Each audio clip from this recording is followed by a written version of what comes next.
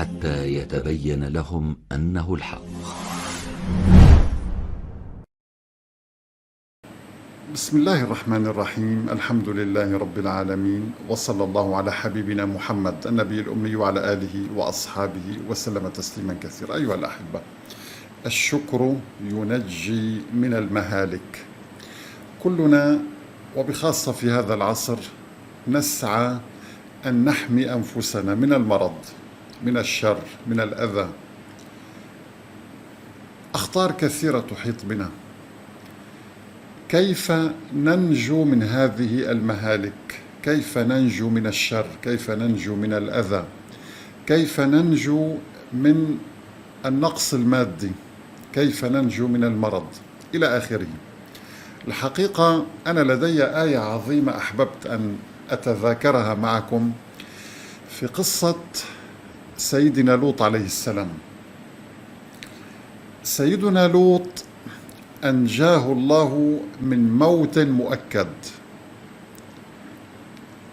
جعل الله عاليها سافلها. المنطقة التي كان يسكن فيها سيدنا لوط عليه السلام مع أهله حدث فيها ما يشبه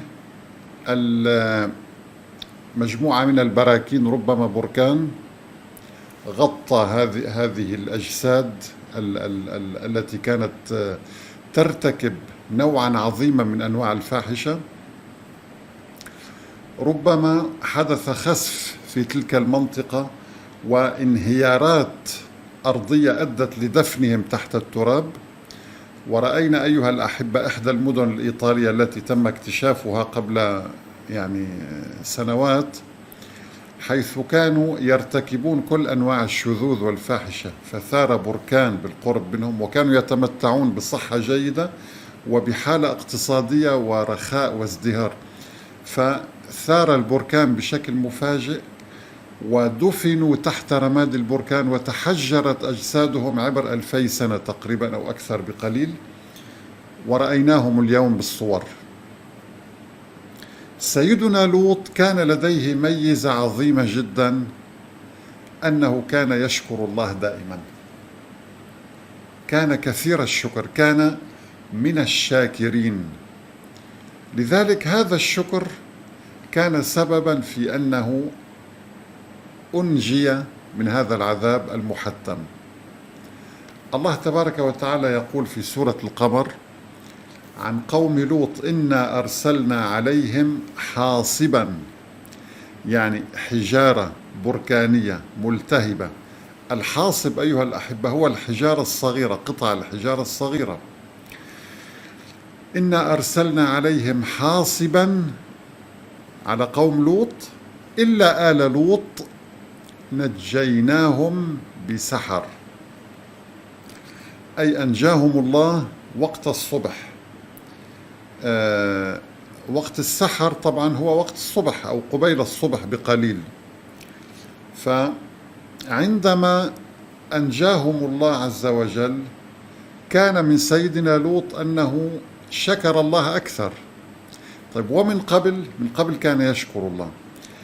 إلا آل لوط نجيناهم بسحر نعمة من عندنا كذلك نجزي من شكر.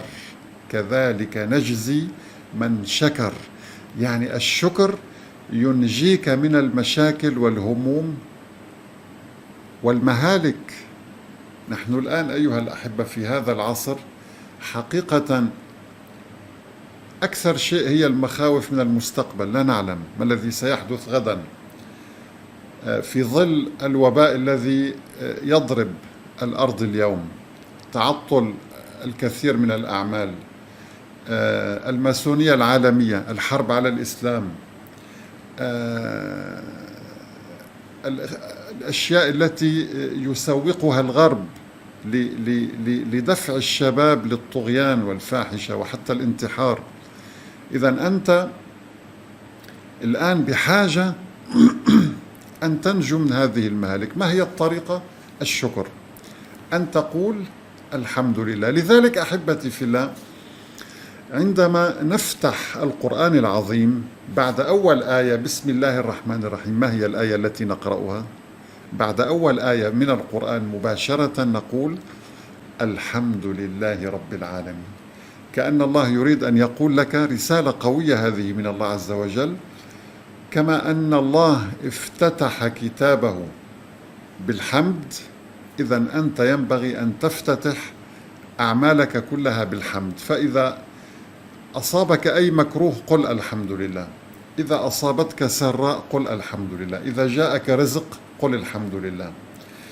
يجب أن يكون لسانك دائما الحمد لله عز وجل، هذا هو مفتاح النجاة من الشر. نسأل الله سبحانه وتعالى أن ينجينا وإياكم من الشرور، وآخر دعوانا أن الحمد لله رب العالمين، والسلام عليكم ورحمة الله تعالى وبركاته.